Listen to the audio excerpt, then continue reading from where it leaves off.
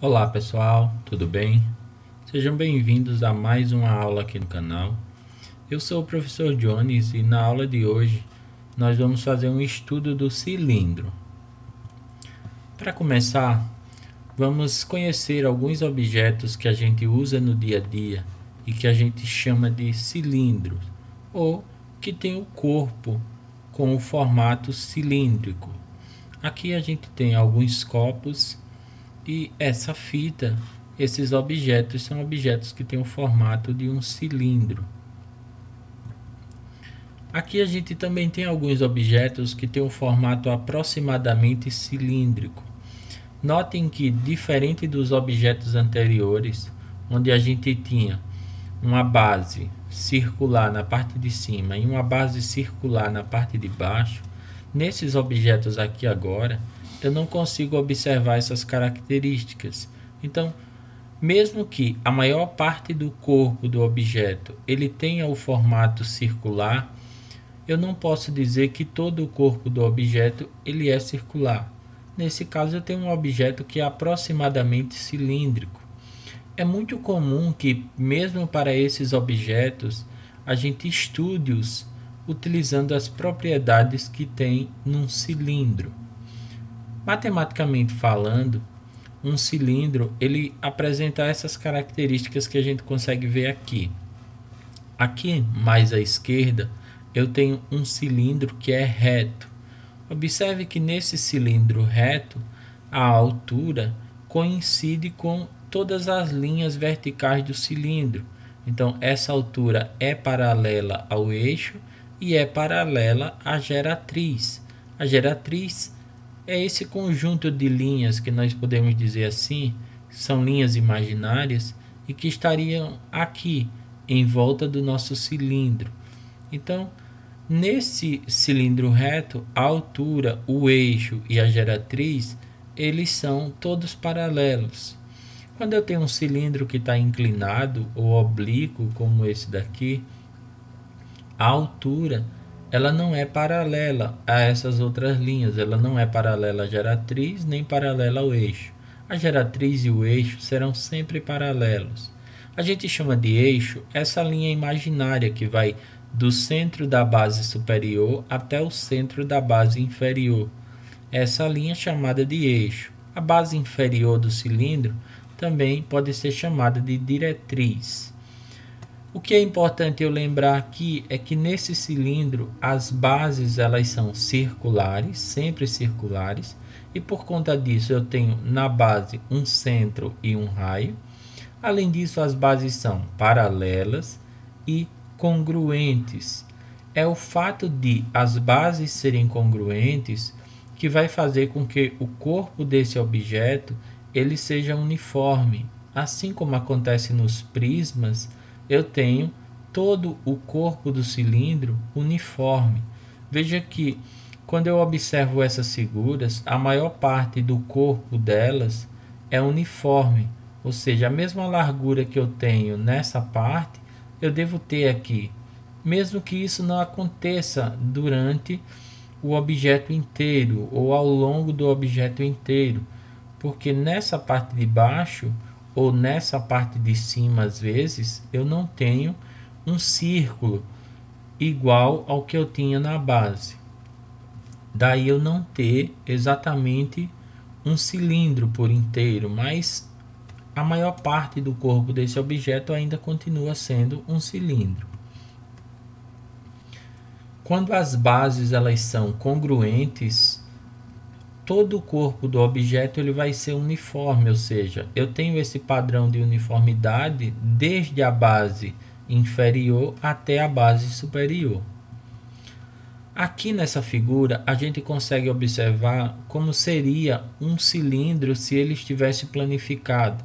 Fazendo um recorte, por exemplo, nessa região frontal aqui do cilindro, e destacando as bases, eu teria na parte de cima a base superior e na parte de baixo aqui a base inferior ou a diretriz, como a gente chama, essa base que fica sobre o plano do chão. E aqui eu teria o cilindro aberto.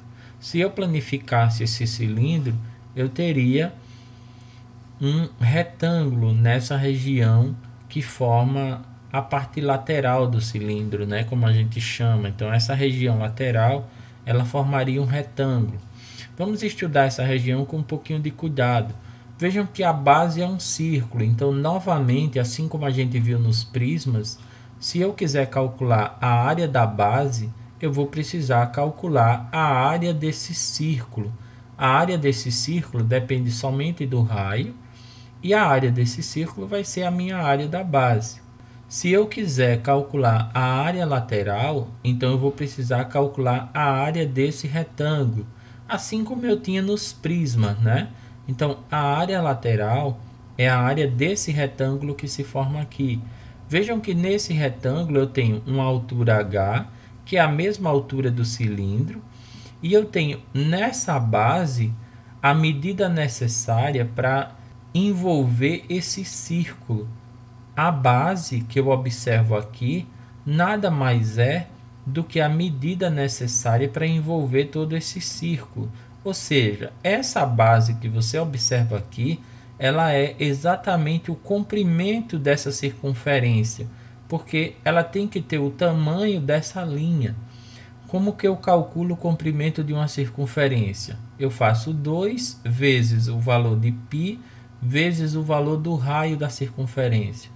Então, essa seria a base desse retângulo, porque essa base, novamente, ela precisa ter o tamanho dessa linha que envolve o círculo, ou seja, ela precisa ser do mesmo tamanho que o comprimento dessa circunferência. Então, ela vale 2πr. E aí, gente, pensando dessa forma, eu tenho a possibilidade de calcular a área lateral fazendo a multiplicação dessa medida por aquela, e aí eu tenho a área lateral do cilindro. Vamos dar uma olhada nesses detalhes aqui nessa figura. Olhando para cá, então, eu tenho na base um círculo, então eu posso dizer que a área da base é a área do círculo. A área da base, então, vai ser calculada fazendo π vezes o valor do raio ao quadrado, porque essa é a fórmula para se calcular a área de um círculo. Como essa é a fórmula para eu calcular a área de um círculo, essa também vai ser a fórmula para eu calcular a área da base de um cilindro, tanto na base de cima como na base de baixo. Novamente, essas bases elas são congruentes, ou seja, exatamente iguais, então elas vão ter o mesmo raio. Além disso, como eu falei para vocês, nessa região lateral eu tenho uma altura H e uma base que mede 2πr. Esse 2πr é exatamente a medida do comprimento dessa circunferência. Para calcular então a área lateral, basta que eu faça 2πr vezes H. Então, a área lateral desse cilindro vai ser 2πr H, que é a área do retângulo. Se eu quero, então, calcular a área total ela vai ser a soma dessa área da base de cima com a área da base de baixo e com a área lateral. Ou seja, vem para cá. A área total, vamos abreviar aqui, ela vai ser a área lateral somada com duas áreas da base, assim como era nos prismas. Então, eu vou ter área total igual. Lembra lá? A área lateral deu 2πr H. E a área da base deu πr ao quadrado. Então, eu vou ter 2, porque são duas áreas da base, 2πr ao quadrado. Dando uma arrumada nessa fórmula, porque eu vou precisar dessa fórmula em algum momento, dela prontinha, eu posso escrever o seguinte: a área total é 2πr, observa que 2πr é comum aqui, então eu posso colocar 2πr em evidência, e eu vou ter sobrando daqui, quando eu tiro 2πr, H e mais R, porque aqui, ó, nesse segundo termo, eu tenho 2πr vezes r, porque o r está ao quadrado. Então, quando eu tirar 2πr, ainda sobra r. Então, eu tenho essa fórmula para representar a área total. Gente, o cilindro ele tem um corpo uniforme, assim como os prismas. Então, o volume necessário para encher esse cilindro é como se fosse o volume necessário para encher a base, pedacinho a pedacinho. Pedacinho a pedacinho significa basicamente que eu tenho que fazer a área da base vezes a altura, assim como eu faço nos prismas. Então, o volume aqui do cilindro ele vai ser calculado fazendo a área da base vezes a altura. Dito isso, então, eu posso escrever que a área da base é π vezes r ao quadrado, e quando eu multiplico isso pela altura, eu tenho πr ao quadrado, h. Esse, então, é o volume do cilindro. Essa é a fórmula para a gente calcular o volume do cilindro.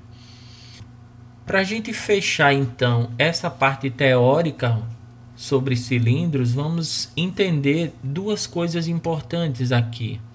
Primeira, entender o que é secção meridiana. Para a gente entender isso, eu vou voltar um pouco aqui atrás para a gente dar uma olhada nessas figuras.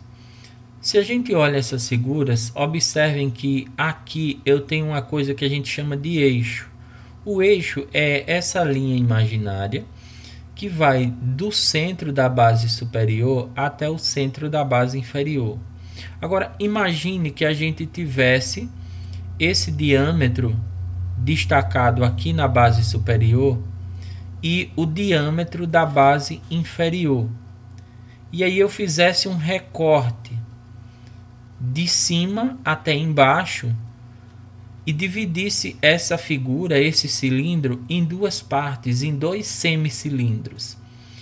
Quando eu observasse essa figura dividida, eu ia notar que essa regiãozinha aqui, ó, formada por esses quatro pontos A, vamos dizer aqui, B, C e D, essa região que eu observaria em cada uma das partes, em cada um dos semicilindros, essa região seria um retângulo que divide o cilindro ao meio.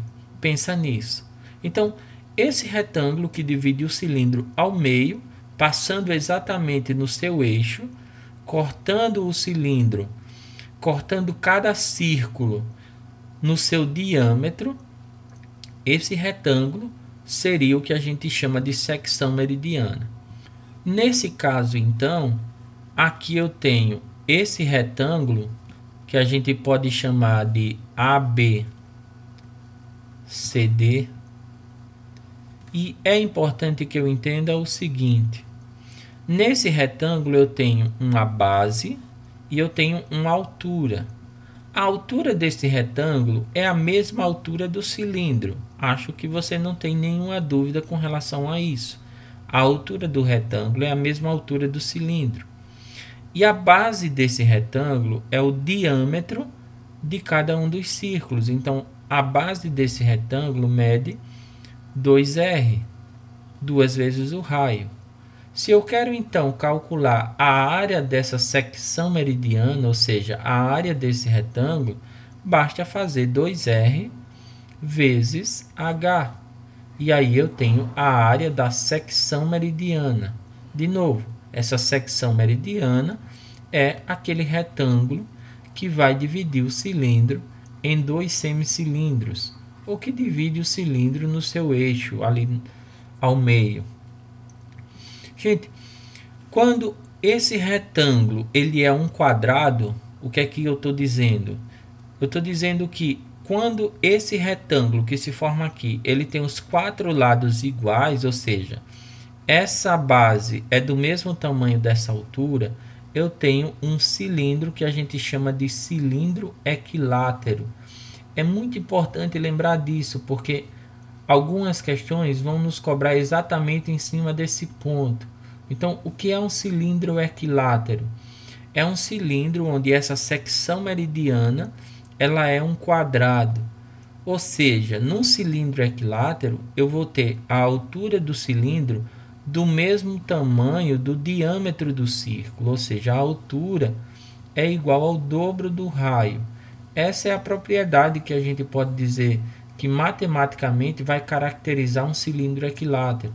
Ele tem na altura dele o dobro da medida do raio.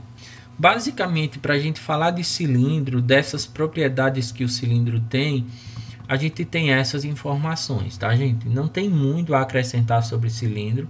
Cilindro é uma figura simples, principalmente se você já conhece prisma, se você já tem uma noção aí da base de geometria espacial.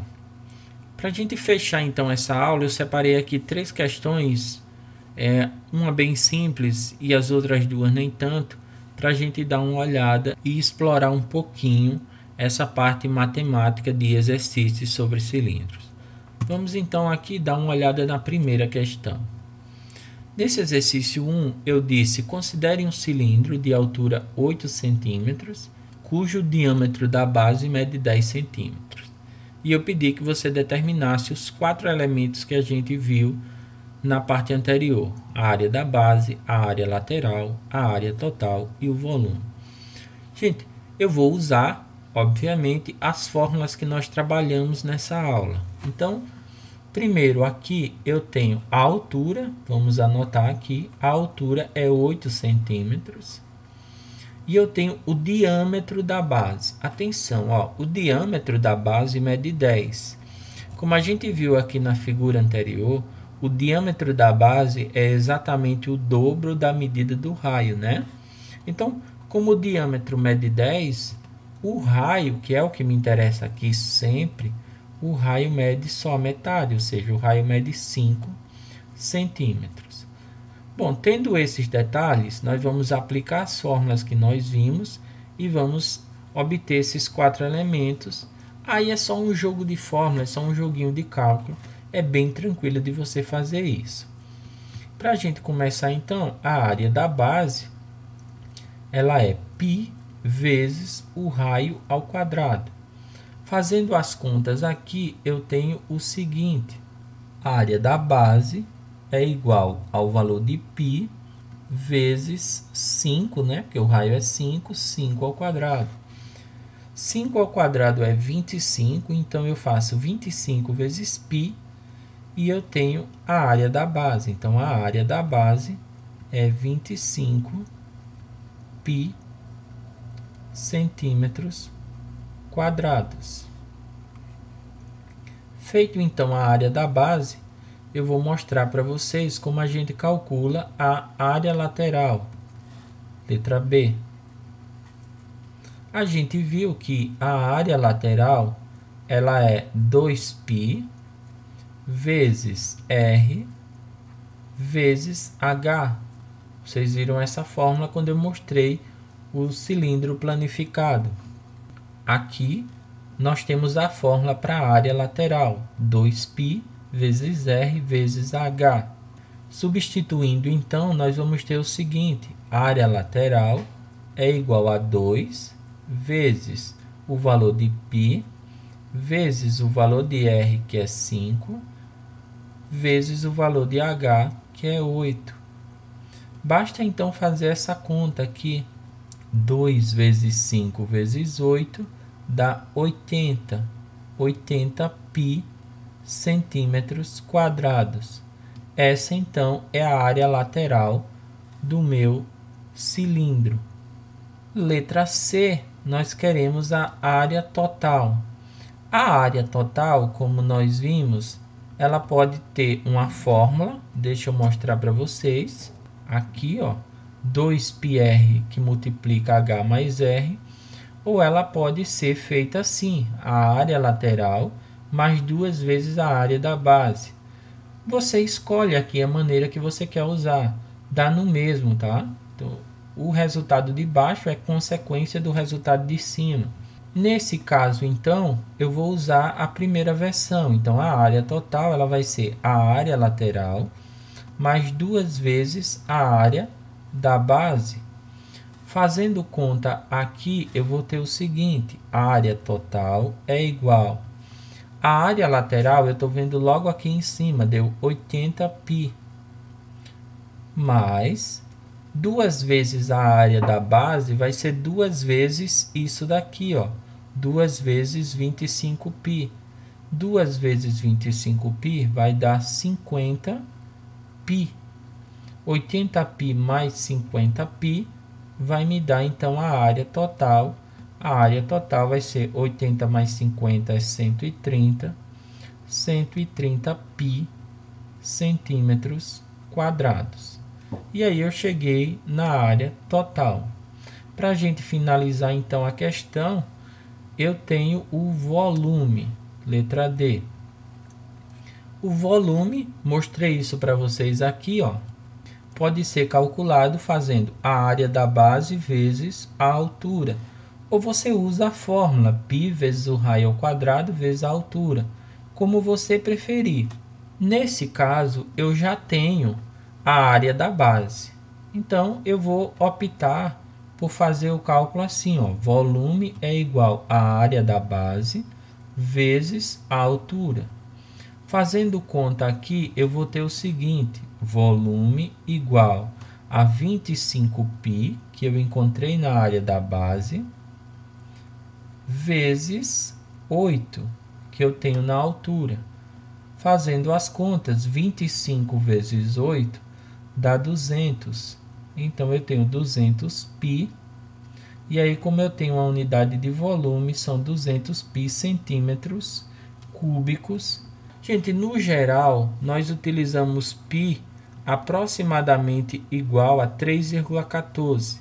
Eu só faço essa aproximação se a questão me pedir. Quando a questão não me pede, posso deixar assim, utilizando o valor de π, como eu escrevi aqui em todas as respostas, desde a área da base até o volume. Vamos ver uma questão, então, mais cabreira um pouquinho, essa questão 2, que eu deixei separada aqui para essa aula da gente.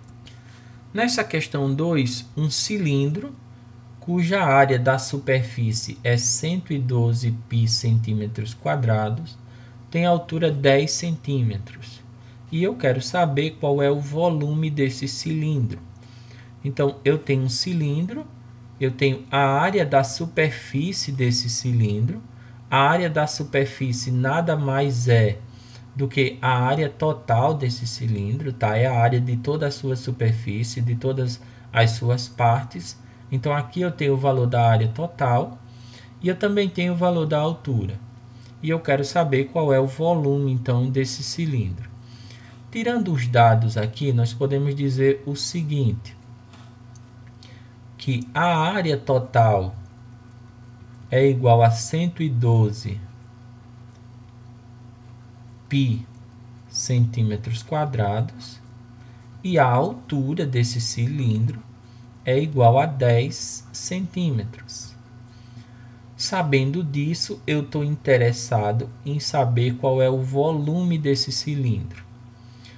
Bom, gente, vejam que para achar o volume, vou voltar aqui na fórmula para vocês darem uma olhada, eu preciso do raio e da altura. O volume do cilindro, ele precisa do raio da base e da altura. Olhando aqui a minha questão, eu tenho somente a área total, a altura e eu estou interessado no volume. Ou seja, eu preciso descobrir quanto é então o raio da base. Descobrindo o raio da base, eu vou conseguir então chegar na medida do volume, porque aí eu, tendo a altura, eu aplico a fórmula. Vamos então usar a fórmula da área total para a gente poder chegar no valor do raio. Eu sei que a área total ela vale 2π vezes R, que multiplica H mais R. Como eu sei disso daqui, eu vou aplicar a fórmula e vou descobrir esse valor de R, porque ele vai ser a única coisa que falta aqui. Fazendo a substituição, então, eu vou ter o seguinte: a área total vale 112π. Isso daqui vai ser igual a 2πr, que eu tenho aqui. Veja que eu não tenho o valor de R, então eu tenho 2πr, vezes. Eu tenho o valor de H, que é 10, e me falta o valor de R, que é o que eu estou interessado. E eu vou fazer essa conta aqui. Para fazer essa conta, a melhor maneira aqui no início é você simplificar esse π do lado esquerdo com esse π do lado direito. Fazendo essa simplificação, você vai ter o seguinte: 112 é igual a 2R que sobrou aqui, vezes 10 mais R. Vamos então multiplicar esse 2R pelos valores que estão em parênteses e eliminar esses parênteses. Fazendo isso, nós temos 112 igual a 2R vezes 10, vai dar 20R, né? E 2R vezes R vai me dar, ali é um mais, vai me dar 2R ao quadrado. Lembra que R vezes R é R ao quadrado. Eu somo os expoentes. Bom, então, organizando isso, você já deve ter percebido que vai ter uma equação do segundo grau. Organizando isso, então, nós vamos ter o seguinte. Ó. Vou passar o 112 para o lado de cá. 2R ao quadrado mais 20R. Eu organizei para que o termo de quadrado apareça primeiro. E eu vou passar o 112 para cá, ele vai vir menos 112, ele troca de sinal quando muda de lado, igual a zero. Para facilitar isso daqui, eu vou dividir todo mundo por 2, veja que eu tenho 3 números pares, então dá para dividir tudo por 2. Vai ficar, dividindo aqui por 2, R ao quadrado, mais 10R, menos a metade de 112 é 56. Isso igual a zero. Bom, como eu tenho uma equação do segundo grau, aqui eu tenho o valor de A é igual a 1. O valor de A é o que acompanha o termo com quadrado. O valor de B é 10, é o valor que acompanha o termo de expoente 1.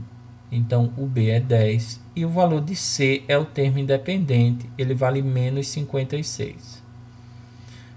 Dito isso, então, como eu tenho uma equação do segundo grau, eu vou calcular o delta. Vocês lembram que delta é igual a B ao quadrado menos 4AC. Fazendo conta aqui, eu tenho delta igual, o valor de B é 10, 10 ao quadrado, menos 4 vezes o valor de A é 1, e o valor de C é menos 56. Substituo tudo aqui e vamos fazer essa conta. Eu tenho então que delta é igual 10 ao quadrado dá 100, é 10 vezes 10, né? Aqui, ó, na multiplicação desses três números, eu faço o jogo de sinal, menos por menos vai dar mais. 4 vezes 1 é 4. 4 vezes 56 dá 224. Somando, então, o meu delta vai valer 324. E eu vou precisar calcular a raiz quadrada disso. Você deve saber que é 18, né? Porque 18 vezes 18 dá 324. Vamos então descobrir o nosso valor de R. Então, o nosso valor de R vai ser, pela formulazinha de Bhaskara, menos B, mais ou menos a raiz quadrada do delta, dividido por 2A. Aqui, então, eu vou ter o seguinte, R igual menos da fórmula, e depois vem o B vale 10. Mais ou menos a raiz de 324, eu já te disse que é 18, dividido por 2 vezes o A. O A é 1, então 2 vezes o A vai me dar 2. Aqui, então, eu tiro os dois valores de R. O valor de R, uma linha, ou de R1, se você preferir. Eu faço menos 10 mais 18, Menos 10 com mais 18 vai me dar 8 positivo, né? Eu tenho um negativo e um positivo, então eu diminuo e fica o sinal do maior. Diminuindo 18 menos 10 vai me dar 8. 8 positivo, porque o 18 é maior. 8 dividido por 2 é 4. Então, o R uma linha é 4. E eu tenho um R duas linhas. Esse R duas linhas, atenção aqui, ó. Menos 10 com menos 18. Eu vou somar, né? Eu tenho dois negativos, então eu somo. Menos 10 com menos 18 dá menos 28. Quando eu divido por 2 dá menos 14. Bom, esse valor menos 14 ele não me interessa porque eu não tenho um raio negativo. Então, se eu não tenho um raio negativo, significa que o meu raio é esse valor 4. Esse raio, então, é 4 com essa unidade, 4 centímetros. Bom, se eu tenho um raio 4 centímetros, eu posso, então, calcular o volume. E aí eu vou fazer isso aqui e vou deixar destacado. O volume, então, pode ser o valor de π vezes o raio ao quadrado vezes a altura. Fazendo então as contas, eu tenho o seguinte: volume igual o valor de π eu deixo, vezes o raio deu 4, né? Então 4 ao quadrado, vezes a altura deu 10. Foi dada no problema, né? Não deu, foi dada no problema, 10. Multiplicando isso, eu tenho V igual a π vezes 16 vezes 10. Lembra, 4 ao quadrado é 4 vezes 4, por isso que deu 16. Pô, gente, fechou, né? 16 vezes 10 é 160, então eu tenho volume igual a 160 π. Espero que você tenha conseguido entender aí a questão inteirinha. 160 π centímetros cúbicos. Esse, então, é o nosso volume. Bom, para a gente fechar, então, essa aula, vamos ver essa última questão, a questão que fala de cilindro equilátero. Bom, se eu tenho aqui um cilindro equilátero, aí você já fica atento que você tem uma propriedade que envolve cilindro equilátero e é importante que você lembre daquela propriedade. Veja só, quando eu tenho um cilindro equilátero, eu tenho essa característica aqui que é fundamental. A altura, ela é o dobro da medida do raio. Essa é a propriedade que vai caracterizar um cilindro equilátero. Não podemos esquecer disso. Voltando aqui, então, eu tenho o seguinte. Primeiro, como eu tenho um cilindro equilátero, eu já fico sabendo que a altura é igual ao dobro do raio, exatamente pelo fato de o cilindro ser equilátero. Além disso, a questão me deu o volume. Ela disse que o volume é igual a 54 π centímetros cúbicos. E ela quer o valor da área total. Então, num cilindro equilátero, eu tenho o volume e eu quero saber qual é a área total. Outra questão para a gente aplicar um pouco de matemática. Vamos, então, ver como é possível resolver isso. Bom, como eu tenho o volume e eu estou querendo a área total, veja que eu nem tenho o H, nem tenho o R. Mas o H é fácil de descobrir se eu tiver o R. Eu vou, então, em busca do valor do raio. Eu vou aplicar essa fórmula do volume e, aplicando essa fórmula do volume, eu vou descobrir o valor do raio. Vem, então, comigo aqui ver o seguinte. O volume é igual à área da base, ou seja, π vezes r ao quadrado, vezes h. Essa é a fórmula que a gente usa para calcular o volume. Eu vou substituir os dados aqui e vou descobrir o valor do raio. Fazendo contas, então, eu tenho o seguinte, olha só, 54 π é igual a π vezes o raio ao quadrado vezes a altura. Como o cilindro é equilátero, eu tinha essa relação, ou seja, na altura eu posso escrever 2R. Vamos multiplicar isso daqui. Eu posso, para facilitar aqui as minhas contas, simplificar esse π do lado esquerdo com esse π do lado direito da igualdade. E eu vou ter 54 é igual a R ao quadrado vezes 2R. Lembra aí, ó, R ao quadrado vezes R dá R ao cubo. Então, isso daqui vai dar 2R ao cubo. Organizando isso, eu posso escrever que R ao cubo vai ser igual a 54 dividido por 2. Como eu estou tirando o R, o 2 passa dividindo ali o 54. Fazendo as contas aqui, então R ao cubo vai ser igual a 27. Bom, para descobrir o valor de R, vou finalizar aqui em cima, o valor de R vai ser exatamente a raiz cúbica de 27. Eu estou procurando então um número que multiplicado por ele mesmo 3 vezes dá 27. A melhor maneira de você fazer isso é você fatorando o 27. Aí você descobre com muita facilidade, tá? Você pode também pensar, 1 vezes 1 vezes 1 não dá 27. 2 vezes 2 vezes 2 dá 8, né? Então não dá 27. 3 vezes 3 vezes 3 dá 27. Então aí você já descobriu que a resposta é 3, sem precisar fazer isso, ó. 27 dividido por 3 dá 9. 9 dividido por 3 dá 3. E 3 dividido por 3 dá 1. Então, aqui eu tenho que 3 ao cubo dá 27, ou seja, a raiz cúbica de 27 é 3. Bom, o raio, então, aqui é 3, com essa unidade, ó, a unidade de centímetros. Então, o raio é 3 centímetros. Bom, gente, como o raio é 3 centímetros, significa dizer que a altura mede o dobro do raio. Então, a altura vai ser 2 vezes 3 centímetros, dá 6 centímetros.